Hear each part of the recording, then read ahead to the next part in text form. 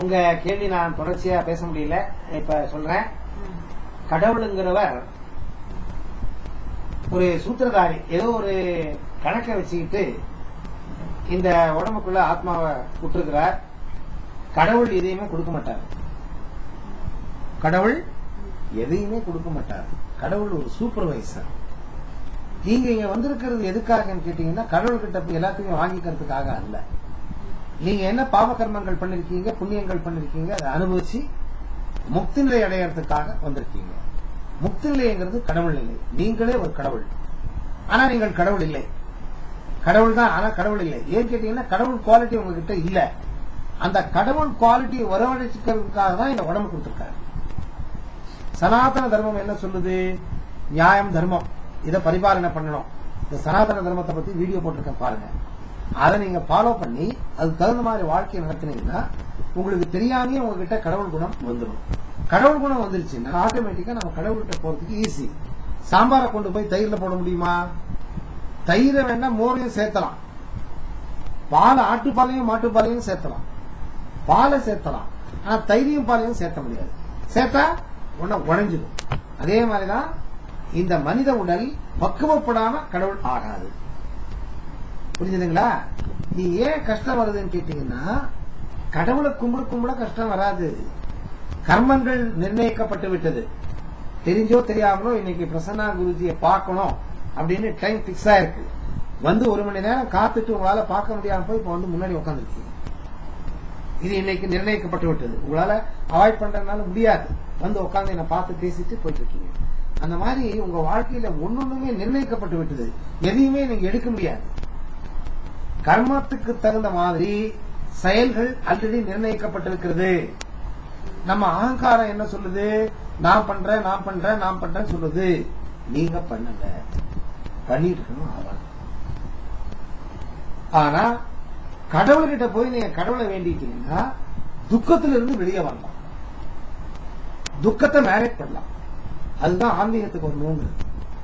ஆன்மீகத்துல வராம இருக்கிறவங்களுக்கு தான் ரொம்ப துக்கம், பொறுத்துக்க முடியாது. ஆன்மீகத்துக்குள்ள நுழைச்சிட்டீங்கன்னா துக்கத்தை பேலன்ஸ் பண்ண. கடவுளை வணங்குறதுனால கஷ்டம் வராது. கடவுள் ஜஸ்ட் சூப்பர்வைசர். இப்ப நான் எந்த மதத்தை சார்ந்தோ இல்ல எதிராவோ பேசல. இஸ்லாமிய மதத்துல கடவுள் இருக்கா? இருக்கு. அல்லாஹ் கடவுள். உருவம் இருக்கா? உருவம் இல்ல. உருவம் இல்ல. அல்லாஹ்வை யாராவது பார்த்திருக்காங்களா? அவர் உயிரோடு இருந்தப்போ பார்த்திருக்காங்க, அப்புறமா யாருக்குமே தெரியாது. ஜீசஸ் கிரைஸ்ட் வர்றாரா? வர்றாரு, வரல. கிருஷ்ணா இருக்கிறாரா? இருக்கிறாரு. அங்க மாத்திரம் ஒரு ஜீசஸ், ஒரு அல்லாஹ். இந்து மதத்தில் எவ்வளவு கடவுள்? ஏன்? இதுதான் அறிவு. ஆன்மீகத்துக்குள்ள போய் சும்மா கோயிலுக்கு போயிட்டு கும்பிட்டு வர்றதல்ல. கேள்விகளை நீங்களே கேட்டுக்கணும். கேள்விகளை நீங்களே கேட்டுக்கிட்டீங்கன்னா பதில் வந்துடும். இந்து மதத்தில் ஏன் நிறைய கடவுள் இருக்குன்னா, மனிதர்கள் கடவுளாக்கப்படுகிறாங்க. லட்ச லட்சம் வருஷத்துல இப்ப நீங்க பிரசன்னா குருஜின்னு என்ன தேடிட்டு வந்திருக்கீங்க. ஏன்? தலை மொட்டை அடிச்சிருக்க, வெள்ளத்துல போட்டு இல்ல. உங்களுக்கு தெரியாத ஏதோ ஒண்ணு என்கிட்ட இருக்கு. ஆமாவா? உங்களுக்கு தெரியாத ஏதோ ஒண்ணு நான் கத்துக்கிட்டு இருக்கேன். இல்ல 10 பேருக்கு நான் சொல்லிக் கொடுக்கறதுக்கு ரெடியா இருக்கேன். அதனாலதான் என்ன தேடி வர்றீங்க. உங்களை விட நான் ஸ்பெஷலா இருக்கேன். ஆமாவா? ரொம்ப சிம்பிளா சொன்னோம்னா, உங்களை விட ஒரு மட்டம் மேல இருக்கேன், ஸ்பெஷலா இருக்கேன் நான். அதனால என்ன தேடி வர்றீங்க. அந்த மாதிரி கடவுளாகிறதுக்கு சில குவாலிட்டிஸ் இருக்கு. இந்து மதத்துல யார் யாருக்கு அந்த கடவுள் குவாலிட்டி இருக்கு அவங்களெல்லாம் கடவுள் பண்ணிட்டோம். ராமர் சாதாரண மனிதர், கிருஷ்ணன் சாதாரண மனிதர், ராமகிருஷ்ண பரமஹம்சர் சாதாரண மனிதர், எல்லாரும் கடவுளாயிட்டாங்க. ரமண மகரிஷி சாதாரண மனிதர், கடவுளுக்கு சமமானக்கார். அந்த மாதிரி இந்து மதத்தில் நிறைய மனுஷன். ராகவேந்திர சுவாமிகள் கடவுளுக்கு சமமானவர், அவர் குரு. ஆனாலும் அவரை கடவுள் பண்ணிட்டோம். குஷ்புவுக்கே கோயில் கட்டிருக்கோம். சிரிக்கிறீங்களா? அழறீங்களா?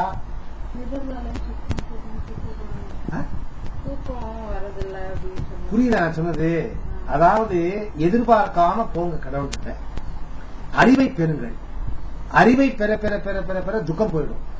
யாருக்கு அறிவில்லை, ஞானம் இல்லை, அறிவில்லைன்னா புத்தக அறிவு அல்ல, ஞானம், ஆன்மீக ஞானம் யாருக்கு கம்மியா இருக்கு அவங்களுக்கு தான் துக்கம் இருக்கும். ஆன்மீக ஞானம் வர வர வர துக்கம் போயிடும். சோ ஆன்மீகத்துக்குள்ள நீங்க ஆழமா நுழைய துக்கத்தை எடுக்க முடியாது. ஆனா துக்கத்தை எதிர்கொள்ளலாம். அந்த சக்தி ஆன்மீகத்துக்கு உண்டு.